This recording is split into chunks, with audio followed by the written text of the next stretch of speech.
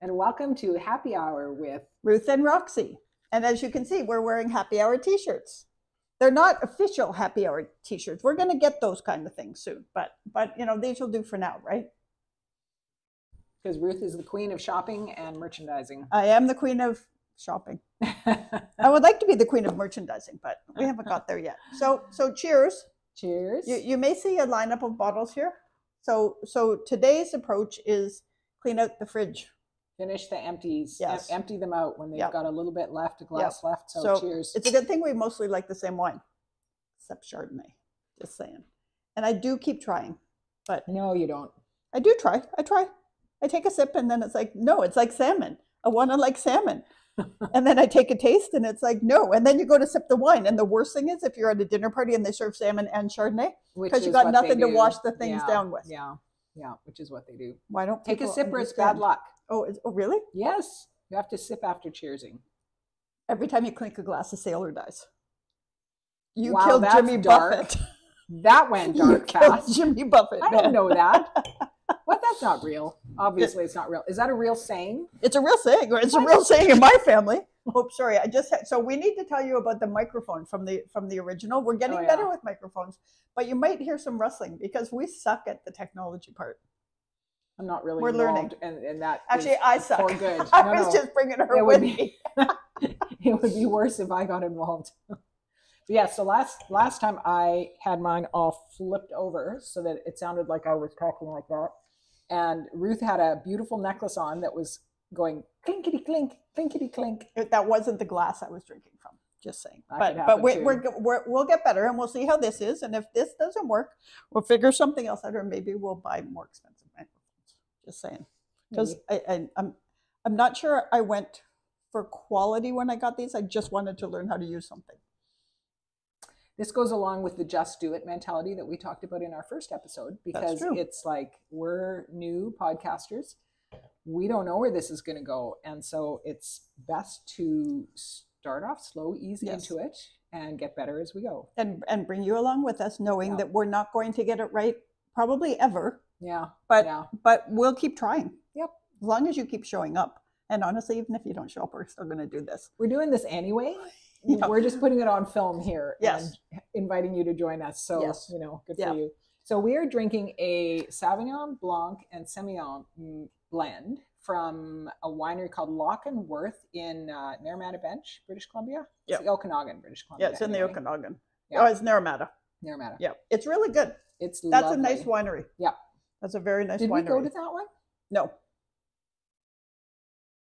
How do you know it's a nice winery then?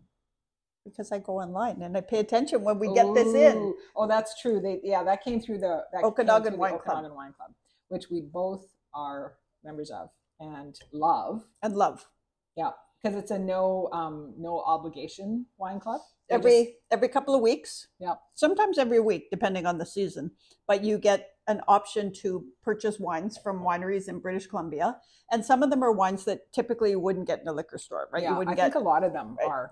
And so you get to try these wines, and they give you this whole sort of spiel about why their winery is interesting, who the winemakers are, about the wines, and then you get to choose whether or not to pick. And when I first joined, and Roxanne first joined, I think we said yes to everything, which is why we haven't said yes to everything lately, because we have some backlog. We also then went on a wine tour to the Okanagan in person twice.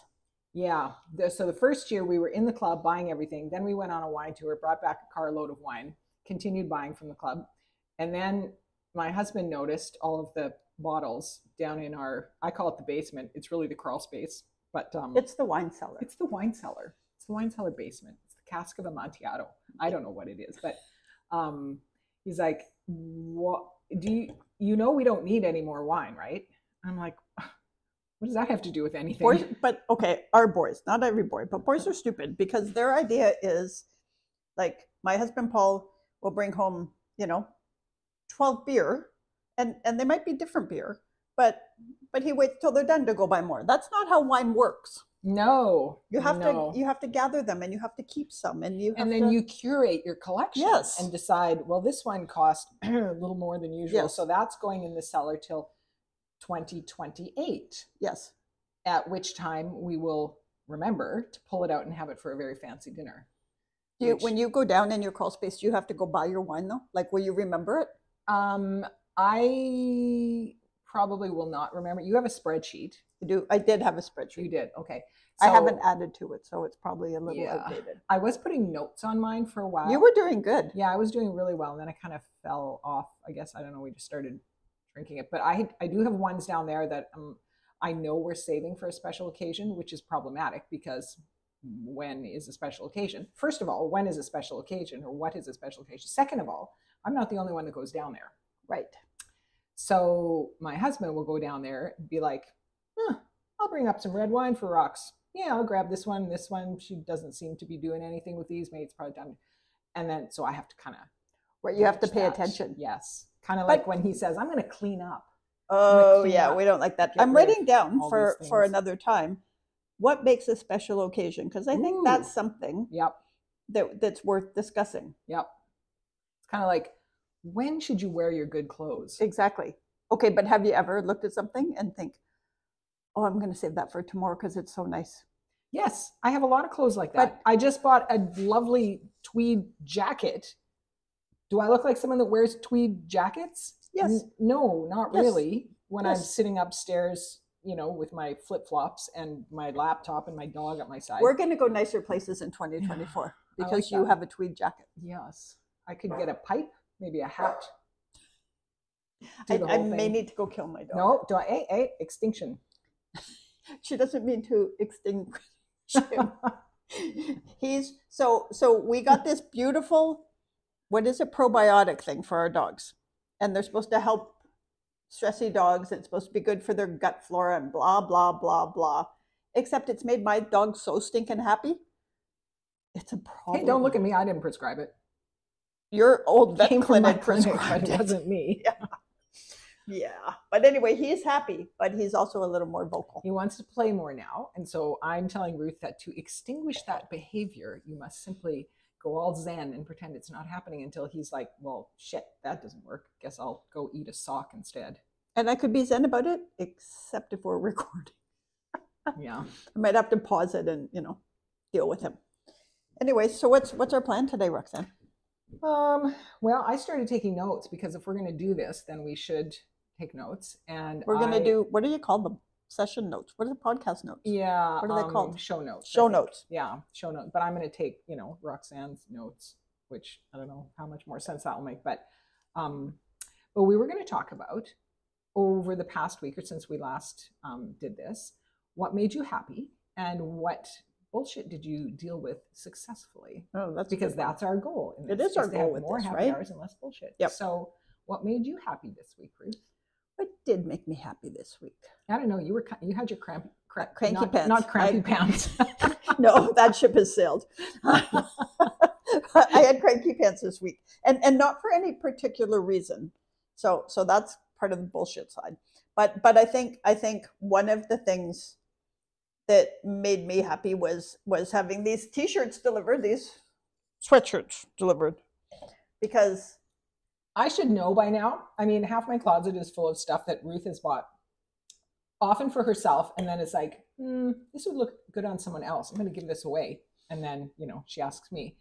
Or she just finds these cool things and then buys them and says, hey, surprise. I'm always surprised. I saw this one. I walked in and I'm like, oh, what a cool shirt. That's awesome. That's perfect.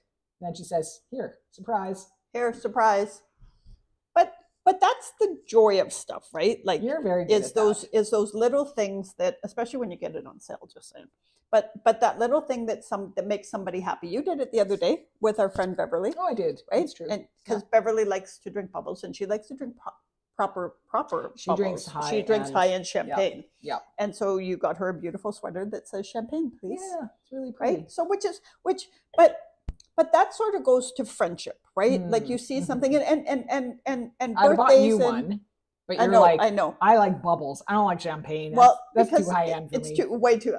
I'm a beer and burger on the curb kind of girl, right? It's bubbles. Well, I'm gonna find that for a shirt. But I think that's the nice thing when you're in a circle that that you have real connections, right? You see something and you know they would like it, right? And birthdays are one thing, especially milestone birthdays like some people are having soon. Well, you're only turning 21, so that's true. That's true.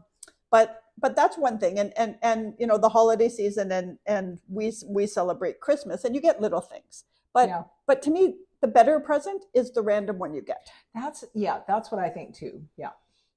And so let's just skip my birthday then. How about that? Too late, man. Too late.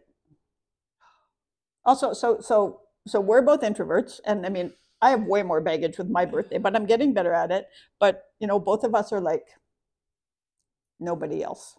Yeah. Just our little. We have a little corner group here, and we've always celebrated milestone birthdays together. And we're going to do something nice, but we're not. Whereas my husband Paul would probably like a party, right? For things, right? Because he's more social. Yeah. And it's an interesting thing when it comes to holidays, right? Like some people want to be celebrated.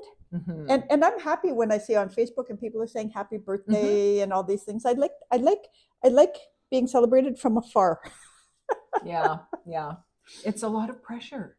Well, and it feels like it's a lot of pressure. I'm telling you, it's a lot of pressure. So get your expectations in order. And introverts, like, I think it's not that we don't like people, but we don't like attention. Right. And I don't know if that's actually an introvert thing or it's an us thing, because introverts don't like a lot of crowds, but I don't know. I have to look and see if that means that introverts don't like, I know I don't like attention. I think it's one of the reasons I was a journalist and then I became a communications person, because you were behind the scenes. And I had early on in my journalism career, I met a few people who were like, hey, you should come on over to at that time Much Music and City TV in Toronto. And they're like, you should come by and I'll introduce you and maybe this will work. Let me see who this is.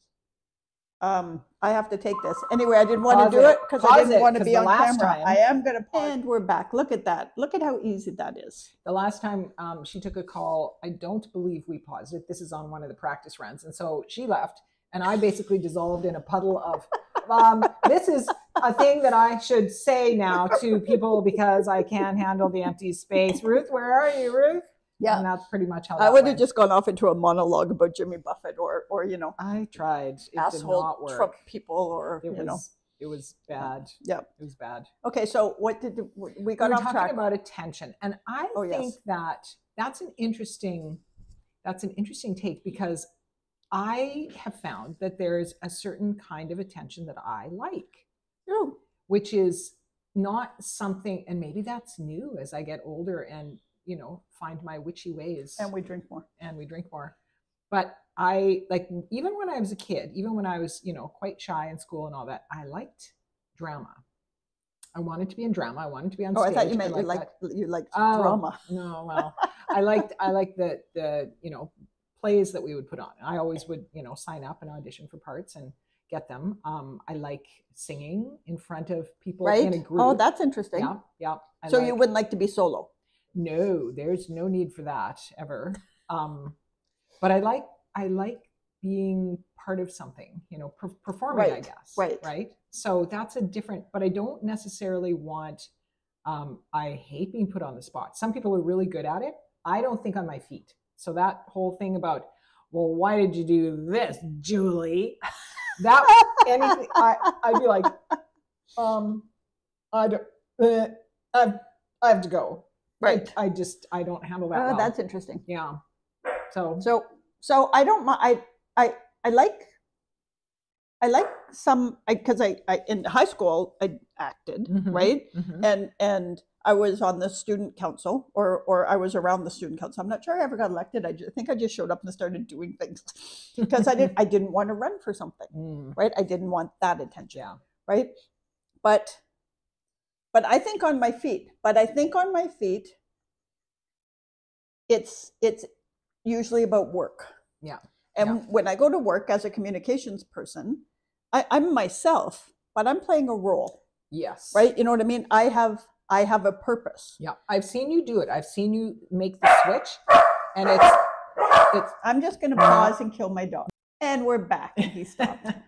But so you've seen me do it with work stuff. Yeah, and I've seen the same thing in my husband, who's a veterinarian for many years. He would have his work persona, and that's what he presented to, you know, the pet owning public, his staff, all those things. And you do that when you're in work mode. It's fabulous and a little terrifying.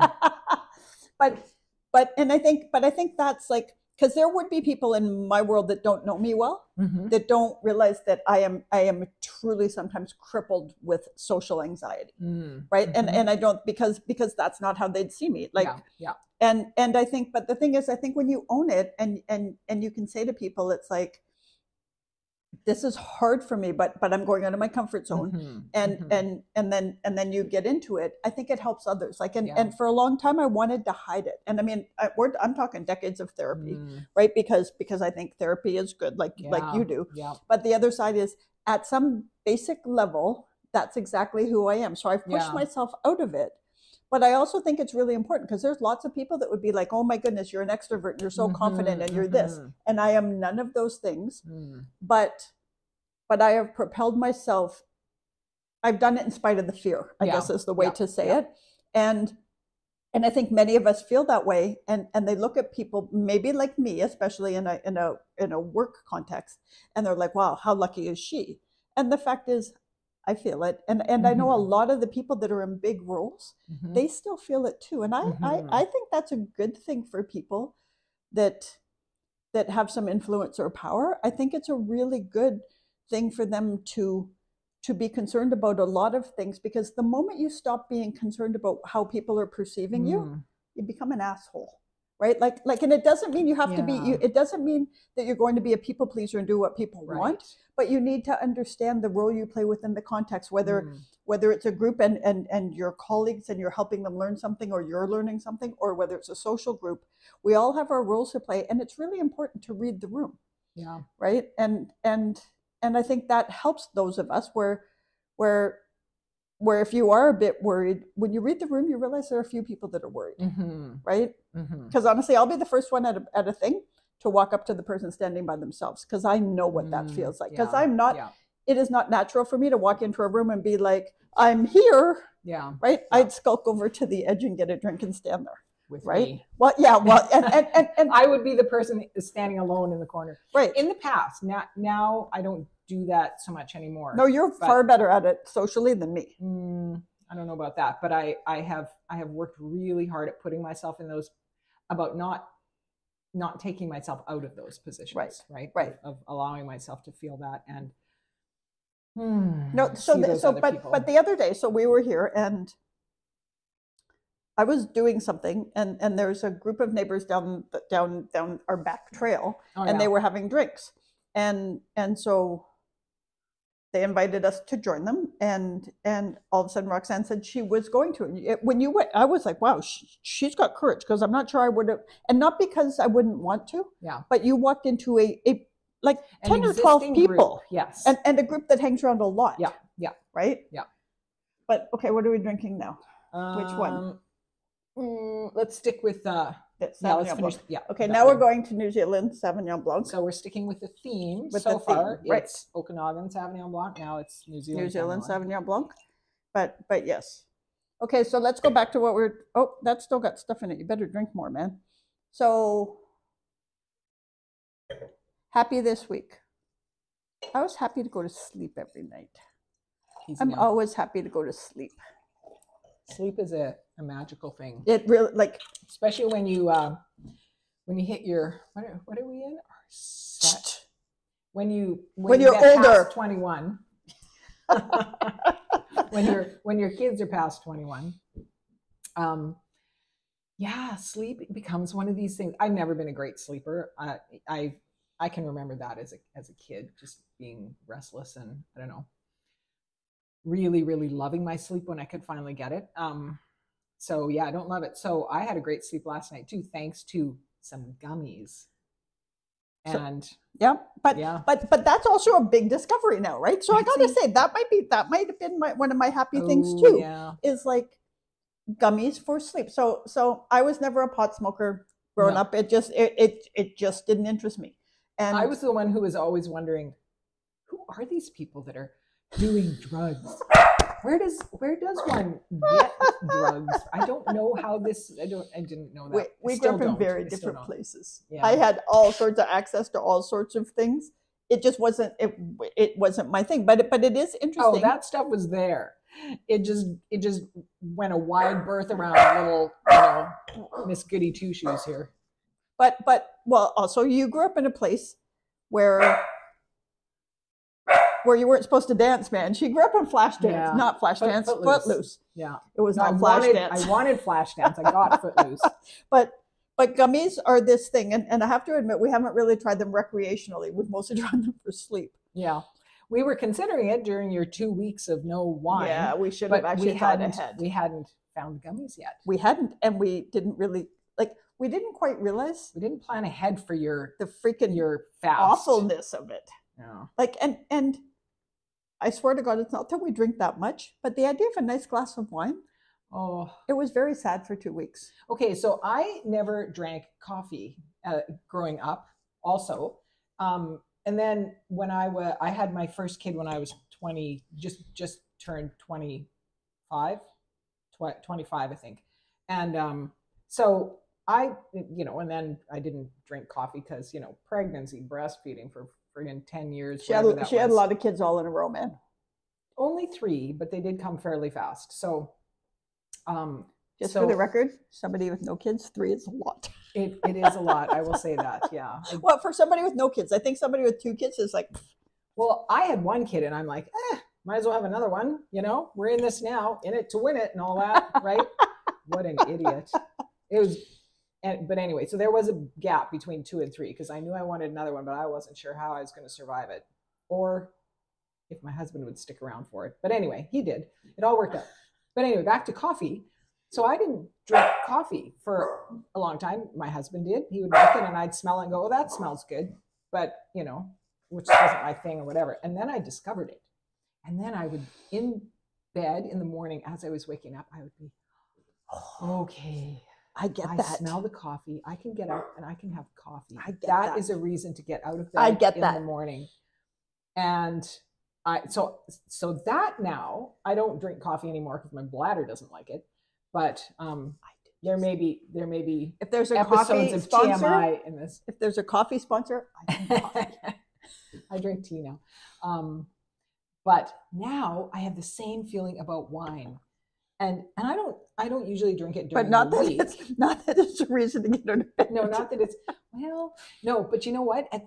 On Thursday, at the end of Thursday, because I usually I'll have a glass on Thursday. It's nearing the end of the week. Yep. If I've put in a good solid, yep. I have crunched through some horrible plot point or whatever.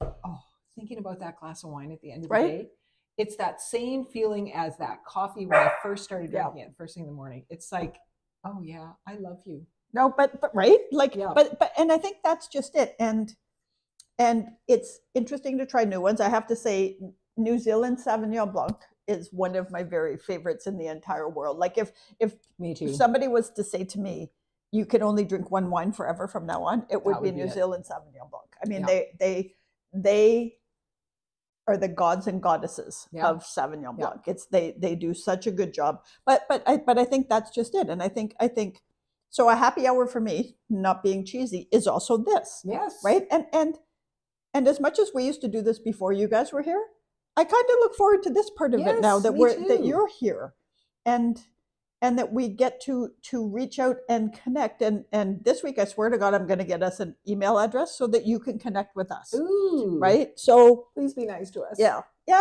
And but tell us if there's things we can do to improve. But be kind, because we're trying. Right. Trying. But I think that's a basic thing. Is for all of it is. Everything here is about being kind. Even when we're criticizing stuff, I think we're trying to be kind. And except maybe I'm not so kind about Trump supporters, but I'm learning because I had a conversation with somebody today. Really? And we were talking about the crap that has been fed to people, right? Because of misinformation on social media and that kind of stuff. These are not bad people, but they've been brainwashed. right? But I think that's sort of one of our values here is being kind. And that doesn't mean you can't say, hey, we'd like to hear this from you. Or by the way, stop talking about this. Or you can tell us the things. You know what? If we get asshole emails, they're just going into the spam folder. Yeah. Right. Because we wouldn't if we're not going to deal with that in our lives, we're not going to deal with it here. Yeah. We wouldn't expect you to either. We are never going to, if somebody emails us and wants to talk about something that perhaps is not near and dear to our hearts, it doesn't mean we're not going to be compassionate and caring about it. Doesn't mean we're going to talk about it either, but we might, because in a community you talk about things that aren't always yours. Right. But we'll see how it plays out. But I think at the bottom of it is being kind. And I have to admit, over the past few years, I have not necessarily been kind to people who have different political views to me. Now, I'm okay with different political views. What I'm not okay with is when somebody thinks others are not not equal to them. Like that. Like there's somebody who is like who said, you can't say I don't get involved in politics right now because it's not about policy. It's about the equality and equity of others. And that's my thing.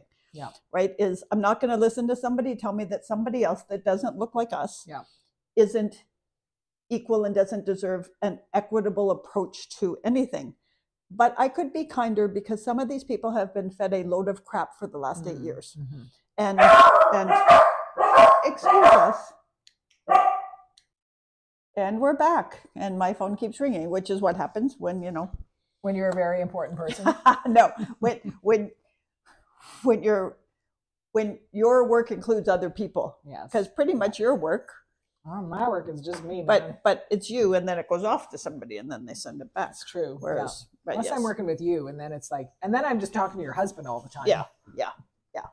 So Roxanne and I do some work together, and Paul is the project manager of everything, which actually kind of works better. Because if I called you, it'd be like, what wine are you going to have tonight? Oh, we would just end up, it would not be good. No. It's better Paul that he does it. Paul, he's the master of herding cats. Yeah. Really. No, he's really good at what's that. inside my brain. Yeah. So we were talking about the happiness that I'm going to get vaccinated again, which is really good because I've been thinking about that. Yeah. And my little grandson, who's 1, he's in daycare now, so he picks up every friggin' virus. That kid is really cute. He's really cute. But this is what being a grandparent is, though. Is you're exposed to stuff through the kids, right? Once they start school. I mean, my granddaughter, who's 4, same thing with her. And so I want to be as healthy as I can, so that I can still interact with them. And I don't know, maybe I'll be a petri dish carrier back to you, which will challenge your immune system, and then thank goodness that you're back, whatever. Yeah, but I think that's exactly that, because I think most of us have been exposed to things, right? And COVID is just a particularly bad thing, right? Because I'm getting I'm going to get the combination on Sunday, right? And I'm going to get the flu and COVID. And honestly, I don't want to catch either, because first of all, when you still work, right? When you don't work, you don't get paid, right? When you work for yourself. Yeah. But the other thing is I would really hate it if I brought it to somebody else. Well, you know what? That's one altruistic way of looking at it. Yes, of course. But you know what? It sucks to be sick. Yeah. It just sucks to be sick. And COVID is dangerous. You had COVID. We had COVID too. We had a relatively mild dose, and I still felt like shit during that time. So yeah, I don't want it again. It's not pretty. And what my sister just went through, I mean, what they went through was like, at one point it was just like, oh my God, are you getting food? Like, can I send you? Because they're on Vancouver Island and they're in Nanaimo, but it was like, can I send you DoorDash? Like, are you guys eating? Because they were both sick, right? And when you're sick, you don't want to get up and eat. And what you need to do is make sure. So her husband ended up in the hospital because he was really dehydrated, right? Because he was so sick, he didn't want to drink water. Yeah. Right. And I think the challenge to that is it's upon all of us to stay as healthy as possible for the people we love, but also not to give it to the people in our lives who are compromised. Yeah. Right. And I think the world has moved on from COVID, and I think this fall and winter is going to be an ugly thing. Yeah, I think it might be. And we have 2 people in our little family group, besides the children, the grandchildren. we have 2 people that are immune compromised in our households, or not in our household, but in our family. So like, I want to keep my daughter and my son-in-law safe. Yeah. Right, because they don't need this. This is but exactly right. Like, and not, I think, and not to mention my parents. What, your parents? I have parents, and my husband's parents are still alive. So right, and there's all of that. And I think at the end of it, it comes down to that individual responsibility for community, and it feels like we've lost that. In some ways, I don't feel like we've necessarily lost it in our little community, but we're a bit of a unicorn. But I think in the big world, and I think part of it is to blame social media, because there's a lot of mistruth and misinformation out there, and also, honestly, it sounds really cheesy, but the enemies of democracy are using this, right? They're using it to create dysfunction within our communities, because that works for them. And it sounds like honestly like a Michael Crichton or a John Grisham novel, you know what I mean, or something, because it sounds like, well, come on, really, Russia's going to affect me? It's very meta. It's very meta. It's like everything that we've read about in these crazy novels and movies from whatever 10, 20, 30 years ago, coming back now, and we're like, what is this real? Is this real? Right? Is this real, or is this Memorex? But it is, right? Like, but that's exactly, and I think if at the core of it, your values are clearly, you need to take care of yourself and your family first. It's a bit like putting the oxygen mask on. But the other side is then community is there too.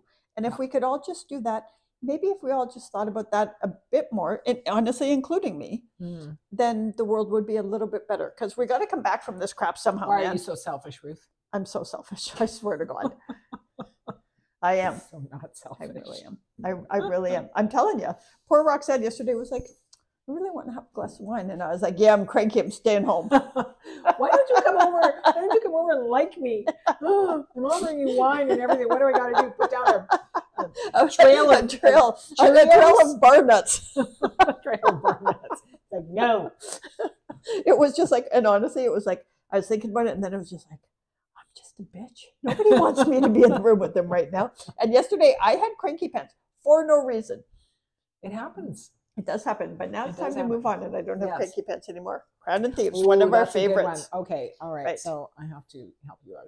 Okay, so the other thing, if we're ready to move on, I'm looking at her notes. She has good writing, just saying. No, not really. But I will at some point talk about books. Do you want me to talk about books now? Sure. Okay, hold on. Just a drink to talk about books.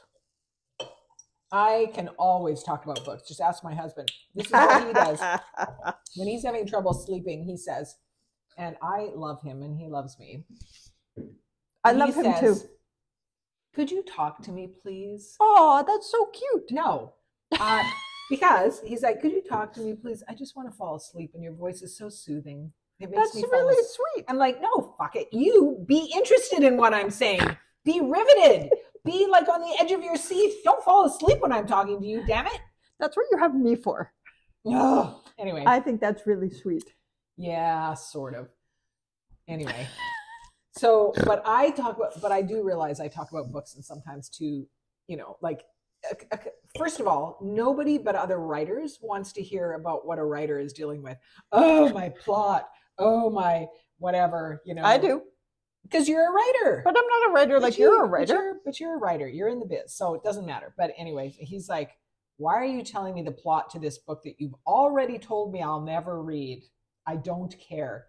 Anyway, but I love to talk about books. So just for the record, we love them, but our boys are stupid. Yeah. Well. So in the past little while, so the book that I most recently finished is called A Little Ray of Sunshine by Kristen Higgins. And Kristen Higgins is one of my favorite authors of women's fiction. She has written many series that are just heartwarming, hilarious, really, really well crafted. She's a master. She's a master at what she does. And she will make you laugh and she will make you cry in the same book, sometimes in the same sentence. And it's brilliant. So A Little Ray of Sunshine deals with a woman who had given up a child for adoption, which is partly what attracted me to it, because this is the theme of the series that I'm working on. And that's very good. I love to read I love to read authors. I think that we are all maybe attracted to certain things that are similar that we recognize, right? So I have had some very, very lovely reviews. No one's compared me to Christian Higgins, I don't think, but they have too. Some, like Robin Carr is one of my, I love her books. And Virgin River was one of the first early books that I read that I said, I want to write a book like that. And I've been trying to write my Virgin River ever since. Kristen Higgins, I'm trying to write my version of the kinds of stories that she tells. Anyway, so I love that one. Very, very beautiful and funny and has a lot to say. So how many books have you written? 27. 27. So I hear Roxanne talk about other authors, and yet I wonder who's out there saying, I haven't written my, A Dog Called Valentine. I haven't written my, and it's really interesting because everything Roxanne says about the author she admires is what I see in your books. And I'm not just saying this because I could have sat here and been quiet and listened to you talk about other authors, right? But the other thing is I find it really interesting how much admiration that you have for these authors, and it would be, for me, it would be really, I wish I could be a fly on the wall somewhere where somebody's saying that about your books, because I'm sure that's happening, right? I do. I have people who are very, very kind about my books. I have people that I work with as an editor who have admired my books. Okay, you can keep talking. Okay, I can keep talking. So it is lovely to hear that sort of thing. But it's kind of I called twice and I can't get anybody. And I called Sel. I don't like. He can bring them to you about my own work very much. But sorry. So another book that I read, two books that I read, they're not related in any way, Marcel. but they both they're both about maids. One is called The Maid's Diary, and it's by Lorith Ann White. And this is psychological suspense about a snoopy maid who she snoops. It's her. I'd be a snoopy maid. Yeah, well, she finds stuff that she shouldn't know about. But the book is really about revenge. It's about privilege. It's about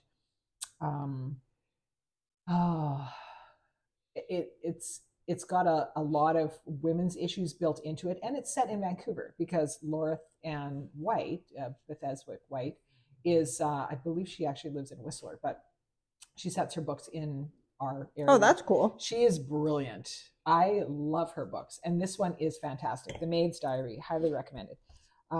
So another one that I read, not similar, but it's called The Maid.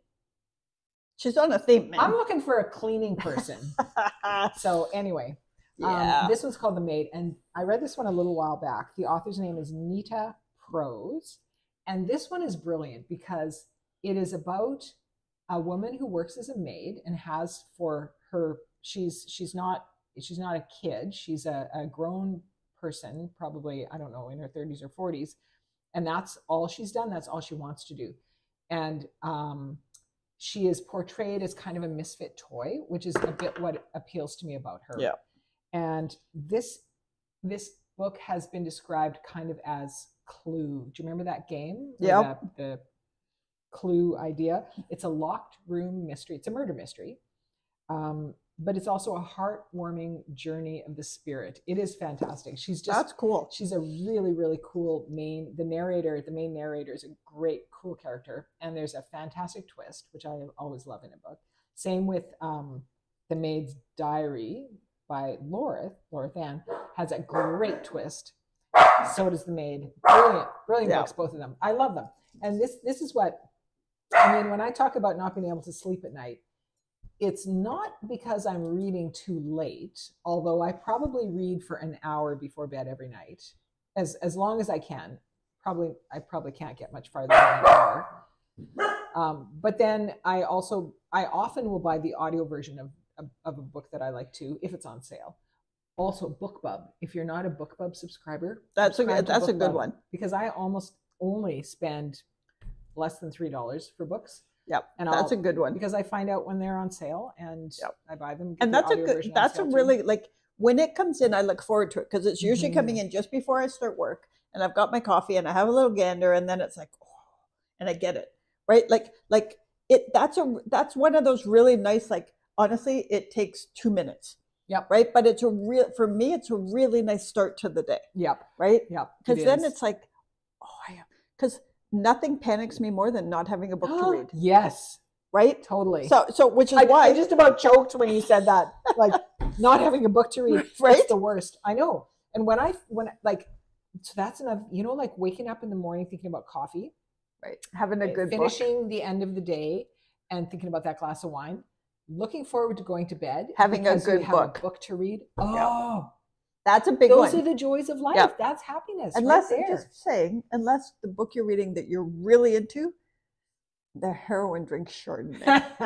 You better get used to it. Oh my God! Like you would think our connection that she would have her drink Sauv Blanc, man. I'll give somebody who drinks Sauvignon Blanc.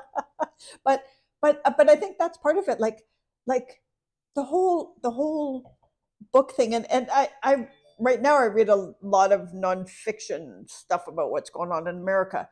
But when you get a good fiction book, like Roxanne's book, The Cowboys Lost Family, right, is like I couldn't put it down, and it is a thinking book, right? Like I know it's classified as women's fiction, but there's more to it than that, because it does have a theme of adoption and all that kind of stuff. And it was like we'd walk at lunch with our dogs, and it would just be like, okay, I'm upset about honey, right? And that's what a good writer does, right? Is it engages you, and it's not, because I read lots of books that I really like, that honestly about 2 years later I buy the same stinking book, and it's not till I'm halfway in the book. Halfway in the book, it's like, I know this book. That doesn't happen with your books. And because I get so involved with it that I feel pained about it, right? And honestly, I feel enough every day. I don't want to feel things when I read.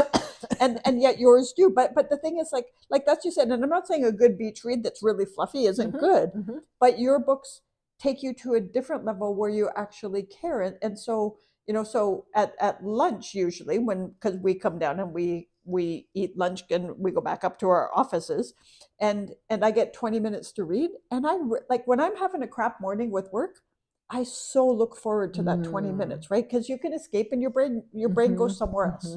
Yeah. Right? Like the magic of reading, right? One of these days I'm going to write something that is just purely light and fun. But I don't know when that will be, because my brain is dark. It just goes to dark places. But now she has me. I can't help it. I think that's going to help. I actually light and fluffy over here. I think that there's a book because there's a whole. First of all, there's like a gazillion parrot heads that are brokenhearted about Jimmy Buffett.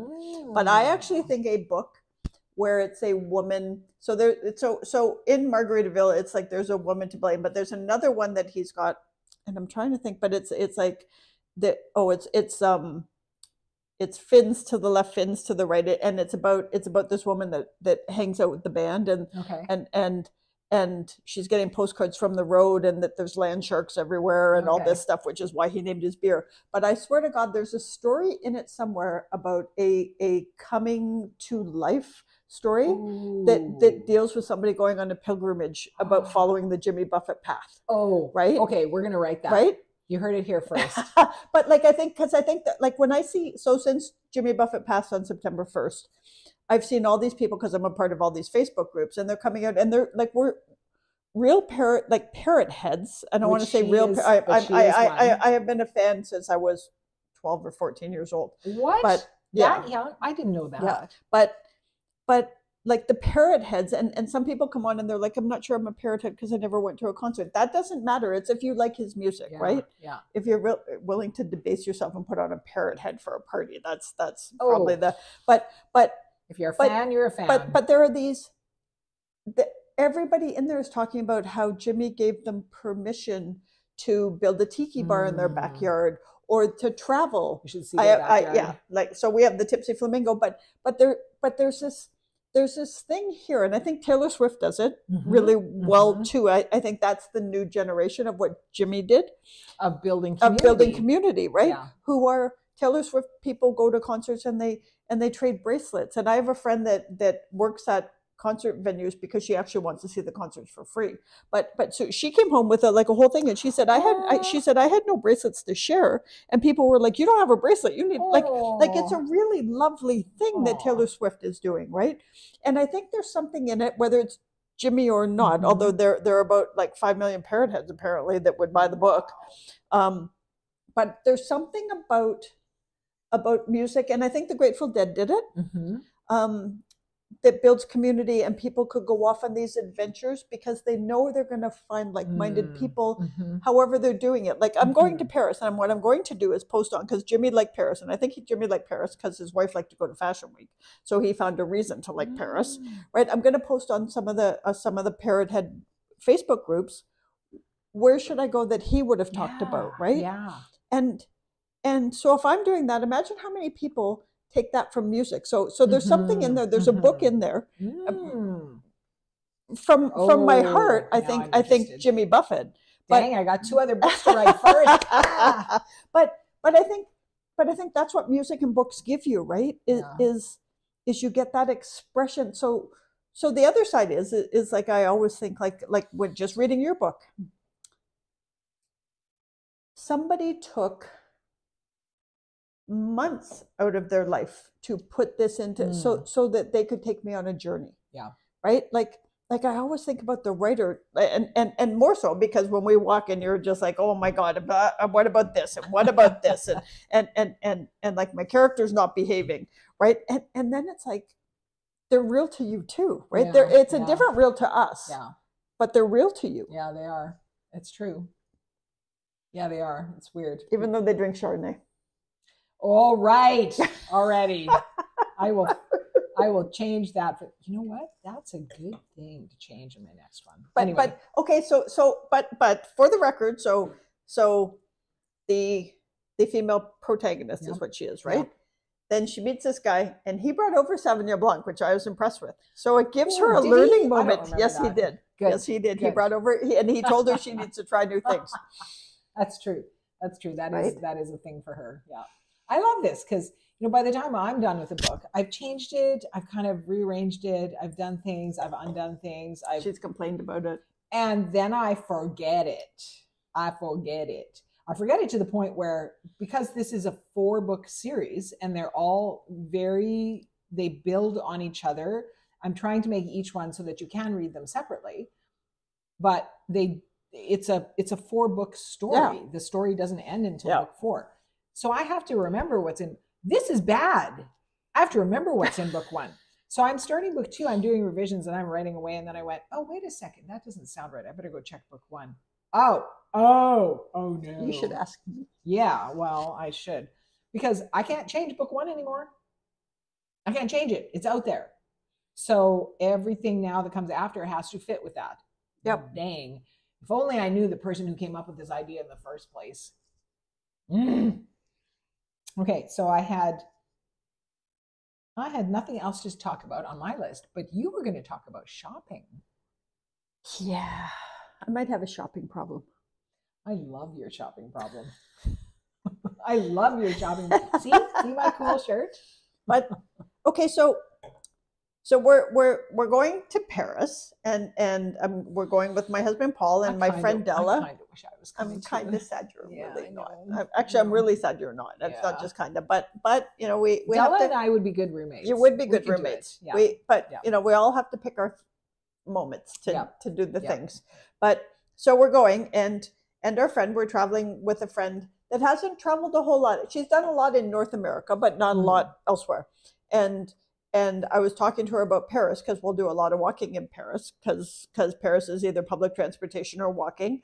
And then why wouldn't you walk in Paris? But Blue Morgue. Yeah, right. But we're talking. She showed me this really cool pair of walking shoes that she bought, and they're really cool. And I actually really like them. And they were something that in the past, before I started thinking about retirement, I would have just bought. Right, because they have really cool things, and they have one. And they're 2 different shoes. What's the brand name? I'll have to find it. We talk about brand names. Yes, but I'll have to find it. I'll have to find it for the next one. But one has a dog on it, and the other one has like all these things, and it says a house is not a home without a dog. Like they're really cool. So true. So I wanted to grab as I do, but there's a mic in the way. There is a mic in the way. So you have to, that's the wrong side for the heart, right? Yeah. No, but I'm having a heart attack. But anyway, so she said it. And then I'm thinking, and honestly, so I'm not necessarily a shoe person. I have lots of shoes, but I'm not like, it's not something I go for. If it crosses in front of me, I might be inspired. But in my head, it was like, I need walking shoes. Oh my God. And I've been trying really hard because honestly, you don't have to dress in freaking safari gear for Africa, right? And we're going to Paris first, where it's going to be cold and then it's going to be hot.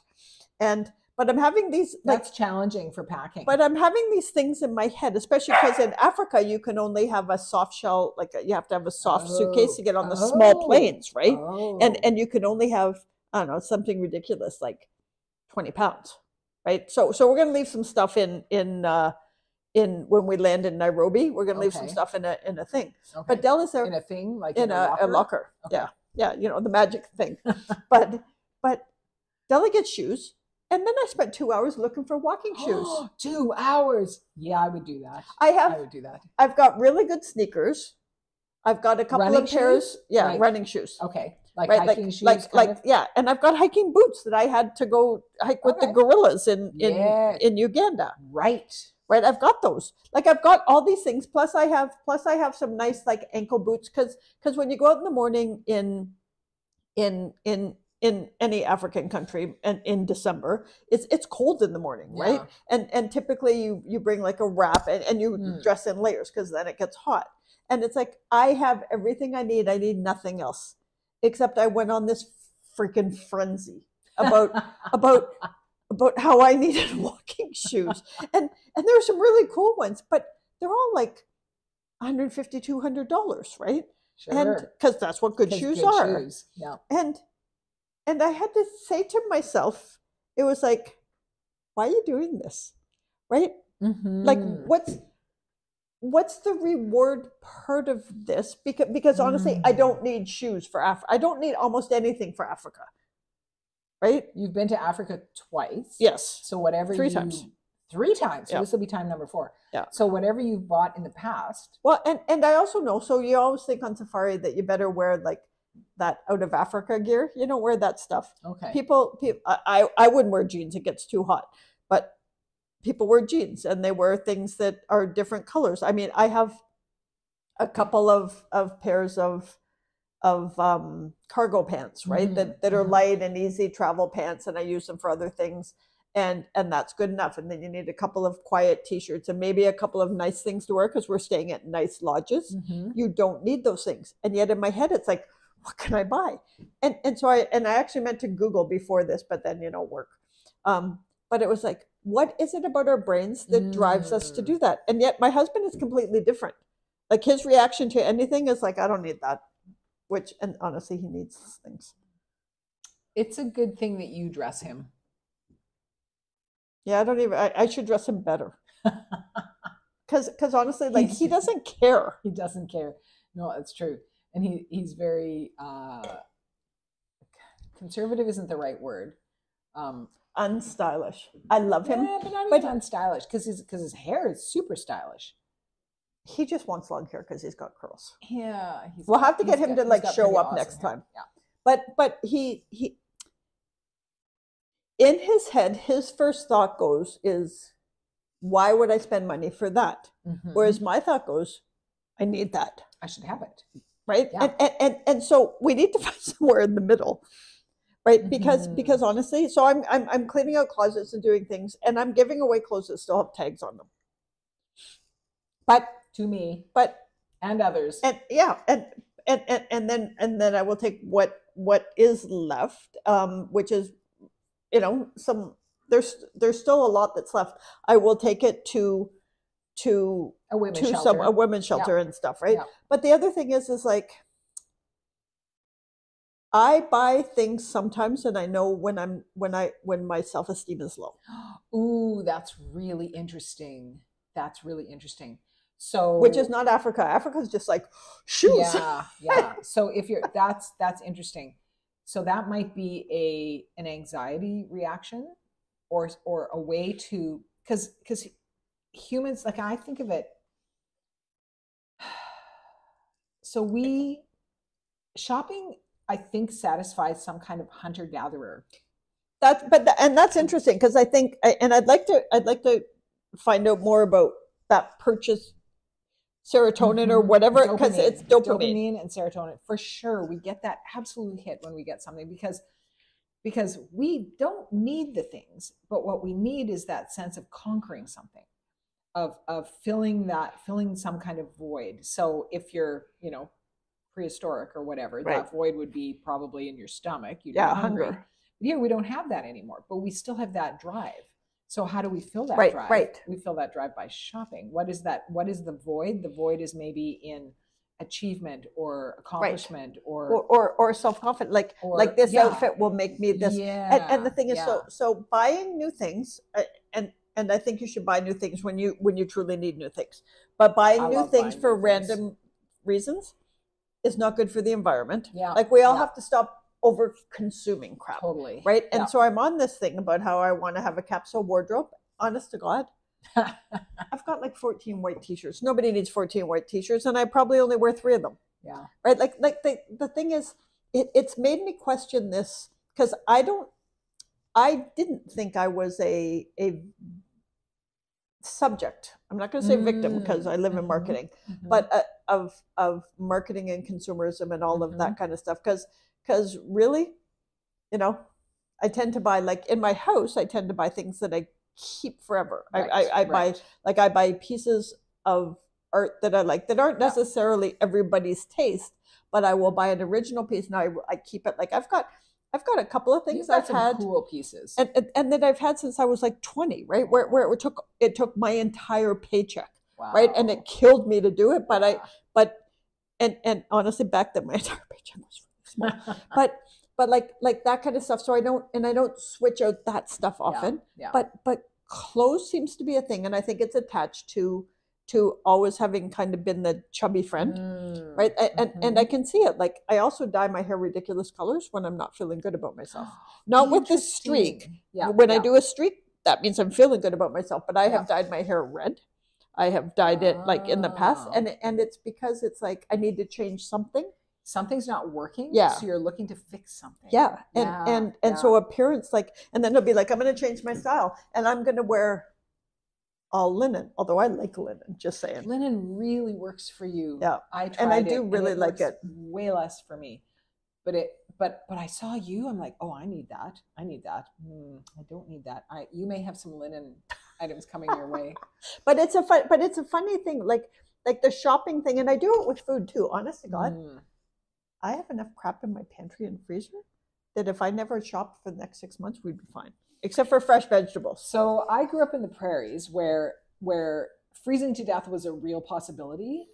In fact, so I kind of have that whole like, okay, winter is coming. Like you got to fill up the pantry. So when the pandemic hit, not even the pandemic, when the floods hit. Oh yeah, we had atmospheric river. There was only little bits in this one. I need to go get the other one.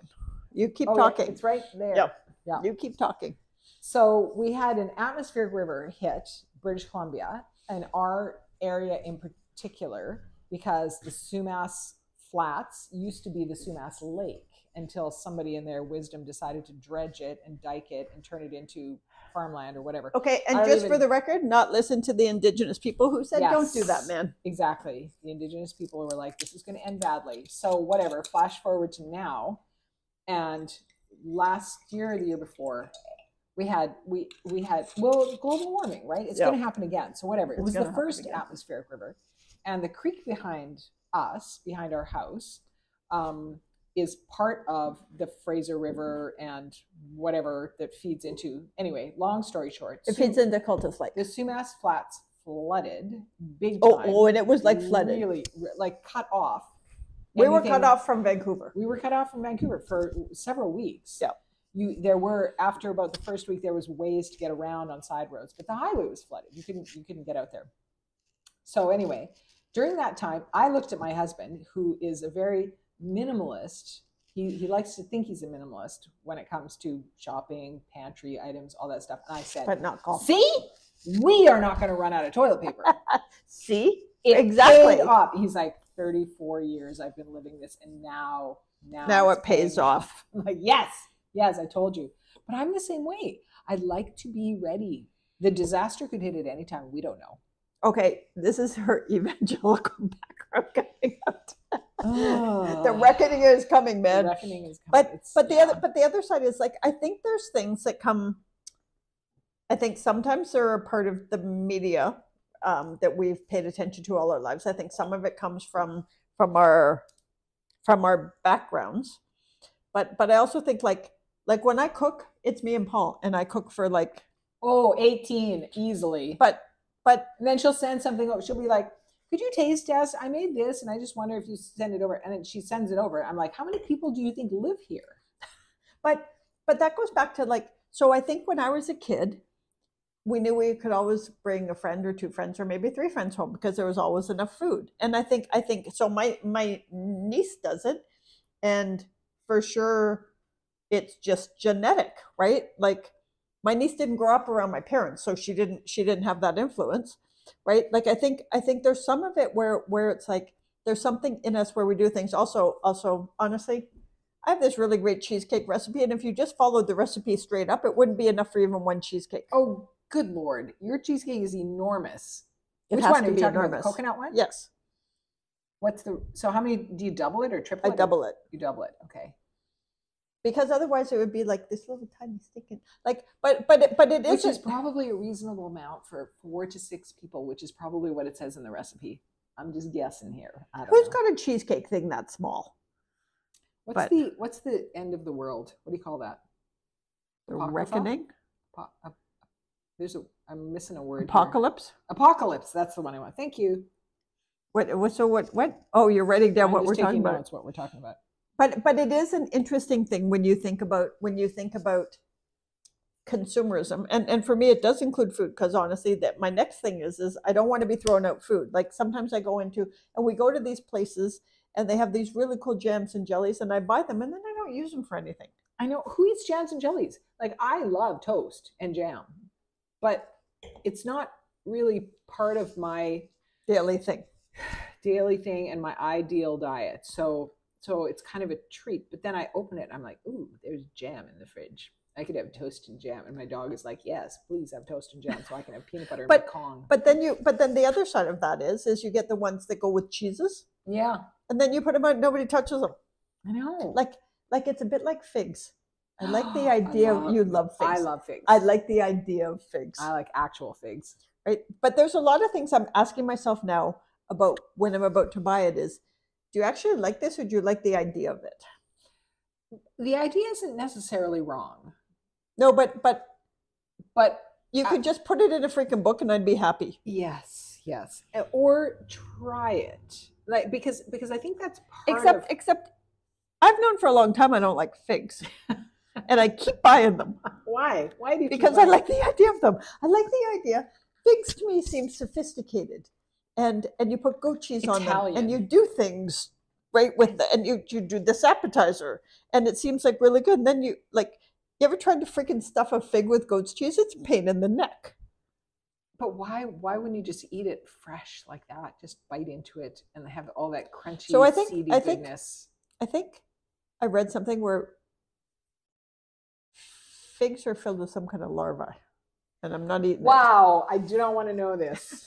This is not true. You are a liar. You are lying. No, why are you lying, liar? I'm pretty sure it's got something in it. No, it's got seeds in it. That's what it has. I bought 2 packages of fresh figs when we were at the Granville Island Market. I ate all of them. See, that's good. They're all spectacular. But but the other thing is, so I really like dates.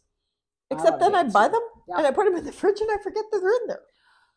The dates from Costco are not good. No, they're not. You have to get good ones. Yeah, the good Medjool dates. But anyway, I love dates too. I'm not quite as good. My husband will clean out the fridge. It's bad because then I'll go in, to make something. I'm like, I know that I had Thai chili sauce in here. He's like, yeah, that expired in 2019. Did you know that? Yeah, 2019 is a bad expiry now. But but the other side of that is like, it's a guideline. It just means you can't sue them. It doesn't mean it's wrong. But like, it doesn't mean it's the whole Best Buy thing, right? The best buy date is just that's when it's at its flavor peak. It doesn't mean that 2 days later it's bad. All it means is you can't sue them if something goes wrong after that. See? Oh my God, you are your husband's wife. I am. I've learned from him. It's bad. But that's the other side of it. Although I do have to admit, like, especially Trader Joe's. When I go to Trader Joe's and I buy all these things, and then they end up in my fridge, and I really like them, except you can only have so many. So we make these sandwiches called grinders, and you put this hot pepper spread on it. Yeah, I've got 4 different kinds of hot pepper spread. You know what happens when you put 4 different kinds of hot pepper spread? It hurts. Oh, that doesn't sound good. Like, I have to stop being so greedy about things. So where does that come from? Do you think it's greedy, or you're saying it's greedy? But is it greed, or is it filling an unmet need of some kind, or filling something? Well, I want all the things because I want to be able to wake up, honest God, this is my problem. I want to be able to wake up and go, I'd like to make creme brulee this morning and have all the things. And just have it be there. Okay. And we don't exactly live near stores. Right? I mean, it's not far, but it's not close. And then I see something I've never had before. And it's like, I need to have 4 of these, even though I don't even know if I like them. Because what if I never get back here, Roxanne? Yeah, I hear you on that. I'm not as inspired or creative a cook as you are. And probably if I wasn't doing anything else, I would be more of that, because I really like baking. I don't love cooking as much as you do, but I really like baking. But especially bread. But I used to also baklava. I will. Ooh, it's been a long time since I've made that. I need to buy walnuts. I have walnuts. You want them? And honey, we have to go to Costco. But I know what you mean. So when I had kids at home, it was easier because you have to buy stuff. Well, I mean, we had girls, so it's not like we had 18-year-old football players, boys. We have friends who have 4 boys and 1 girl.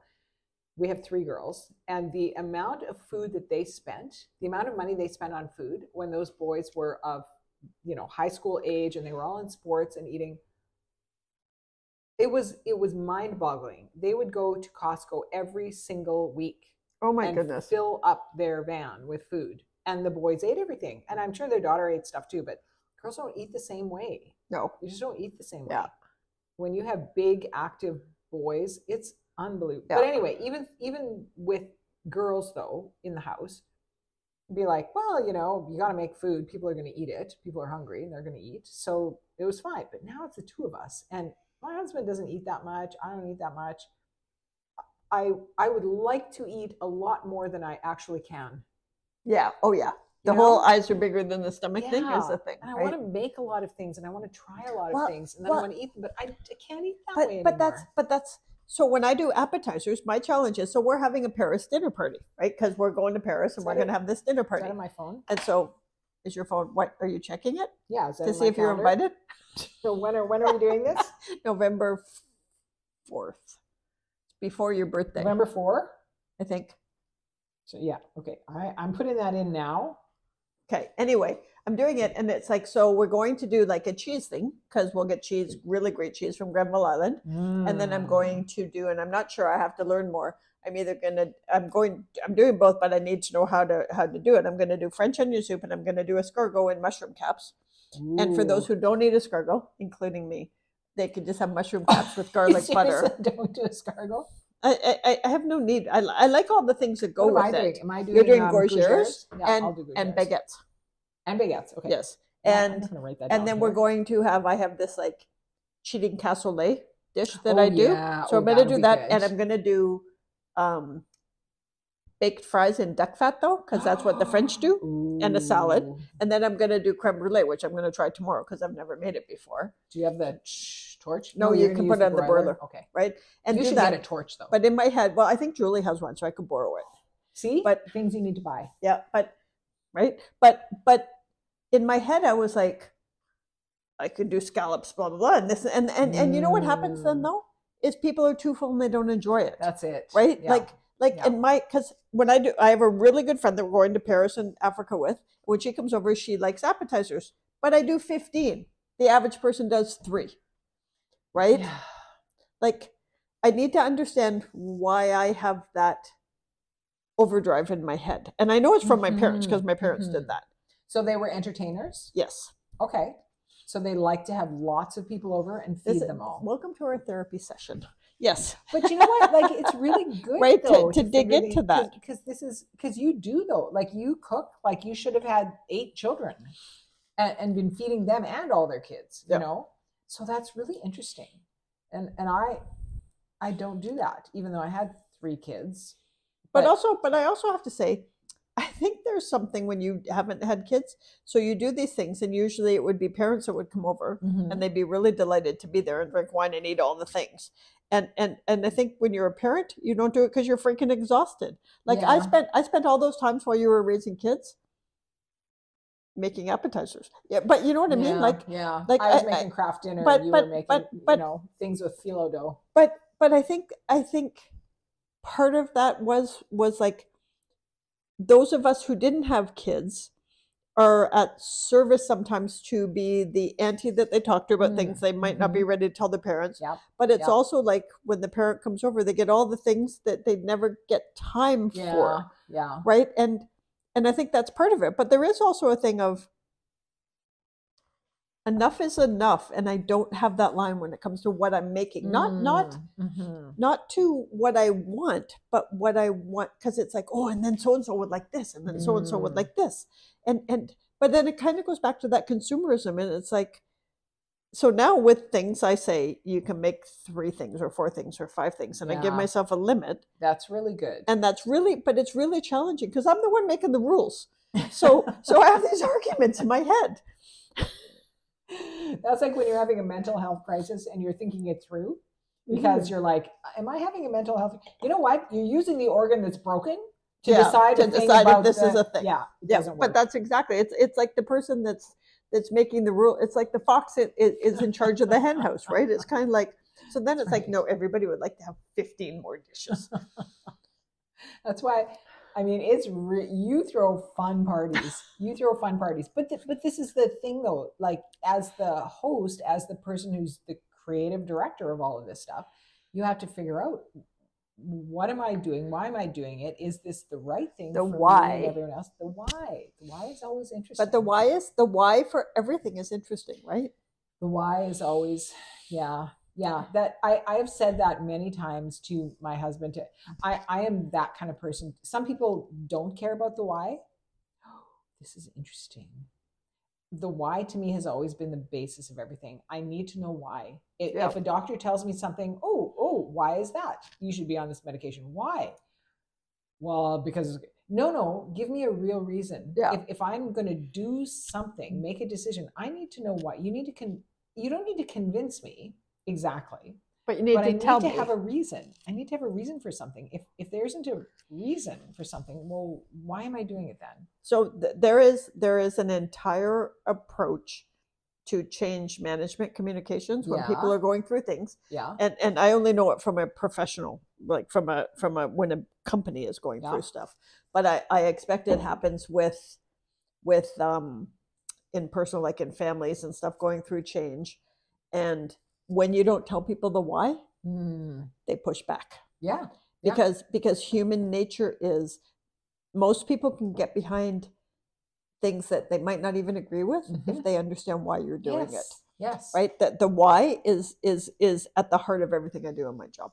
That makes complete sense. And that's kind of what I do in my books too, is figuring out why somebody, right? You know what? You can take the worst villain ever, someone who does the most horrible things, but if you can motivate them, you can convince people that they are also the heroes of their own story. Yep. Because we all do things for a reason. Yep. Nobody does things in a vacuum. Nope. I did a screenwriting course, and I'm going to forget his name, but he had Robert McKee. Yeah. Yeah. Thank you.